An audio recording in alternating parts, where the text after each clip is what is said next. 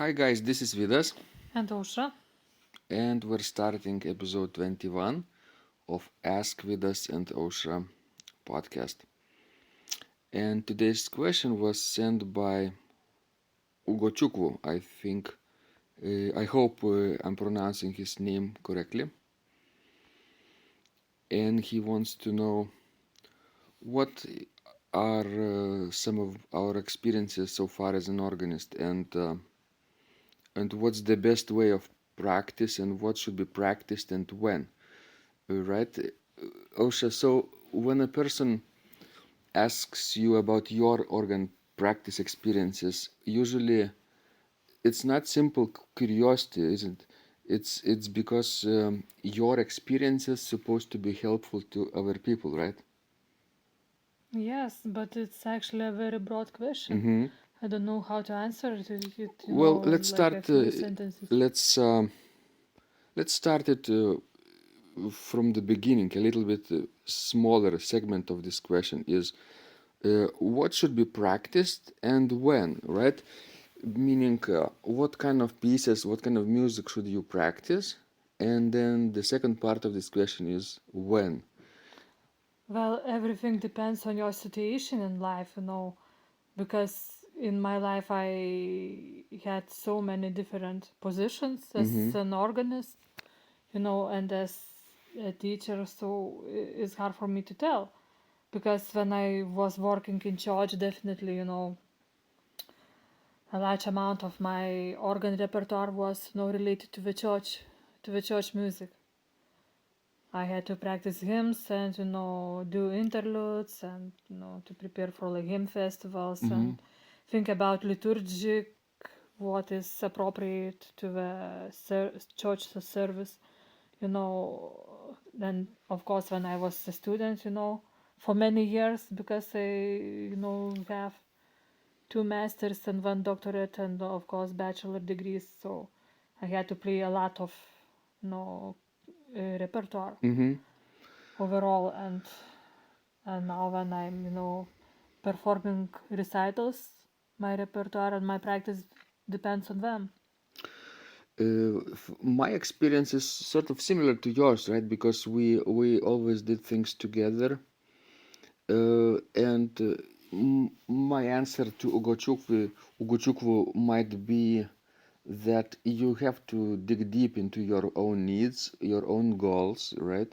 What are Sure. you expect or you want to accomplish in organ playing for yourself in long term, right? Maybe 5 years from now, and dig a little bit deeper, make it a segmented plan of practice, and take small steps, and see that each step is taking you closer to your goal, right? Yeah, sure. And I remember when working in church, always the liturgical year was so important, because you would practice different repertoire, for example in Lent time, and different repertoire for Christmas time. Mm-hmm. So you would have to look at the text of the music, and find appropriate pieces. Right. Uh, because those chorales for the nativity are usually have special meaning, special connection with the nativity scene, right? And those are especially suited for this Christmas period. Sometimes even Advent, right? Sure. Those Yes. waiting for Jesus' birth.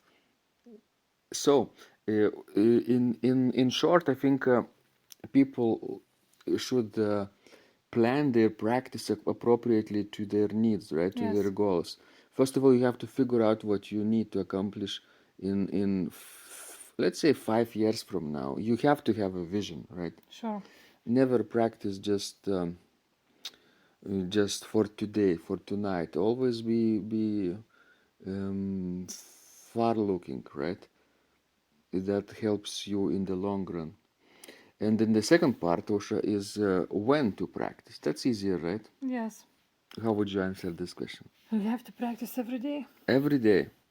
can you take breaks? Like maybe you could practice twice a day and then take a day off? Well, definitely you can take, a day off if you need it, but it's easier, it's better actually do not skip Mm-hmm. a day.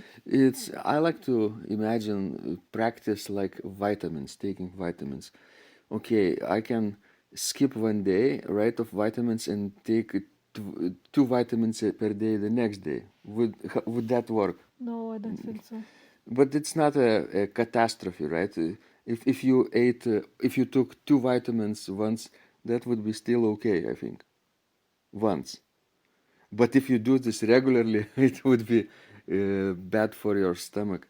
So if you skipped, let's say, a week, right, of practice, and you say you usually practice 30 minutes a day, and you skipped a week of practice for some reason, and then the next week you want to make it up, right?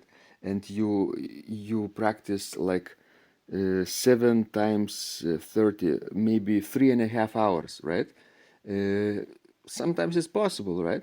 But still you need to make breaks. How about comparing this to vitamins? 7 vitamins in a row. That would be very bad, right? Sure. So the same is with organ practice. It's better to take uh, small steps, practice regularly every day, and then in the long run, this kind of regular practice will always pay off.